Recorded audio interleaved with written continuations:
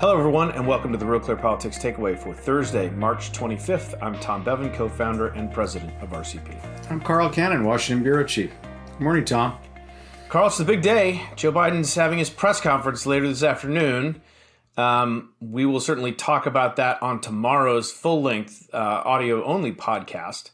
But let's talk about the other news that happened yesterday, which is that Biden appointed Kamala Harris to handle the efforts at the border, the migrant surge that's going on at the border. What do you make of this decision? And is this, is this good for her? Is this bad for her? Is she getting hung out to dry? Is she going to be able to solve the problem? What? Well, I had two reactions to it. One of them you just alluded to. I thought, if I'm Kamala Harris, thanks a lot, pal. Here's a crap sandwich for your bucket first of warm spit. Yeah, your first visible thing. I mean, look, it's a tough problem. There's no easy solutions, and it's a difficult problem. But that was the first thing I thought of. Wow, that's a tough one. But the second thing, the contrast was interesting to me with President Trump, because if you remember a year ago, President Trump announced this coronavirus White House task force and put Mike Pence in charge of it. And Pence, we forget this, but I forget how, it was a week, 2 weeks. He was doing pretty well. He was getting, the governors liked it. He was keeping everybody informed. And the shows, the briefing started getting good ratings. And then we know what happened. Trump, this guy came to the White House directly from reality television. He was the star. He's not going to let another guy get ratings. So he took over the briefings, and as they used to say in Hollywood, hijinks ensued. So I don't think Biden's going to do that, though. And he made a point. He said, she doesn't have to check with me. She speaks for me. And I thought that was an interesting moment. I covered the White House for 15 years. Tom, that's a new high point in the evolution of that office, which used to be worthless. And now here's a guy sort of delegating, basically giving her proxy. It was a very interesting moment, I thought. So the choice was slammed by Republicans, including Arizona Governor Doug Ducey, who called it the choosing of Harris the quote the worst choice that he could have made, pointing to past statements she's made during the Democratic primary about her stance on illegal immigration and providing benefits, yada, yada, yada. So is she the proper person? I mean, is she the right person? I mean, people criticized Mike Pence for, he's not a virologist. He was not a doctor. What experience does Kamala Harris have that gives her the authority to handle this crisis? Well, she doesn't have to be an expert on immigration, Tom. She has to have the president's imprimatur, and he already said she does. I don't think that's much of a criticism. I mean, look, vice presidents say all kinds of things. George H.W. Bush was pro-life pro-choice on abortion until the day Ronald Reagan named him running mate, and then he was pro-life. I mean, there's some things that go with that job, and yeah, but if Biden says she can speak for herself, she's speaking for me. Tom, she has maybe different points of view than he does. Is that an issue?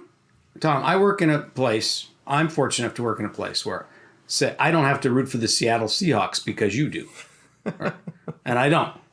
But Kamala Harris, if the vice president has to do what the president says, but he's now set. So there's going to be big decisions that have to be made in the Oval Office, and he's going to be part of that. But in the day-to-day running of this crisis, he's got confidence in her. I don't know if she's the right person, but she's the person he picked for vice president. And I don't think anything she said until now matters. I think what she says from this point forward is what matters. All right. Well, just for the record, you do have to root for the Seattle Seahawks moving forward. And if you don't, there will be a penalty. All right, let's switch gears and talk about another piece of news, Carl, which was Andrew Cuomo. Reports came out showing that he, in fact, gave preferential COVID testing priority to his mom, his sister, and his brother, Chris Cuomo, at CNN. CNN released a statement saying, that Chris Cuomo was worried and turned to whomever he could for help, as any human being would. And obviously that statement did not go over well with some people. One wag on Twitter said it was the sort of official version of, do you know who I am? So what do we make of this? I mean, Chris, the Andrew Cuomo situation just keeps getting worse and worse and worse on multiple levels. You know, Tom, I read those stories, and I don't think it's quite the scandals some people did. Remember, we're not talking about vaccines. We're talking about tests. Right. And this country was slow to produce tests. And it was slow to produce tests because the CDC made a cascading series of failures. They designed too complicated a test. They wouldn't let other labs develop tests. Their test was compromised because the lab wasn't clean. We were months behind. This is my own view, is that people were getting tests. They were worried all over this country. They were doing what they could to get tests. I just think that given the scheme of things, the sexual harassment, and the most serious thing by far, the hiding of the deaths in the nursing homes, I really think this is. It almost struck me as piling on a little bit, since we're using football analogies today. Yeah, but look, and I generally agree with you. Obviously, the nursing home deaths are the true, real outrage here. But this is, and you mentioned, I mean, the tests at that point, when this happened in March of 2020, the tests were in real demand. There were not many of them. And so that, I think, is what makes it, it's not like, you know, he used his power as governor to give preferential treatment to his family. And that's obviously something that, while it's not, you know, it's not the biggest deal ever, it certainly just goes, it is a bit of piling on, in the sense that it adds another data point to the idea that Andrew Cuomo was not the hero that everybody thought he was not the great leader that everybody thought he was on the issue of COVID. In fact, a lot of what we've seen revealed since then shows that he's the exact opposite of that. In fact, he was, you know, his behavior throughout this situation has been in some ways reprehensible in the way that he's handled it in the aftermath. So just another data point for Andrew Cuomo, Carl.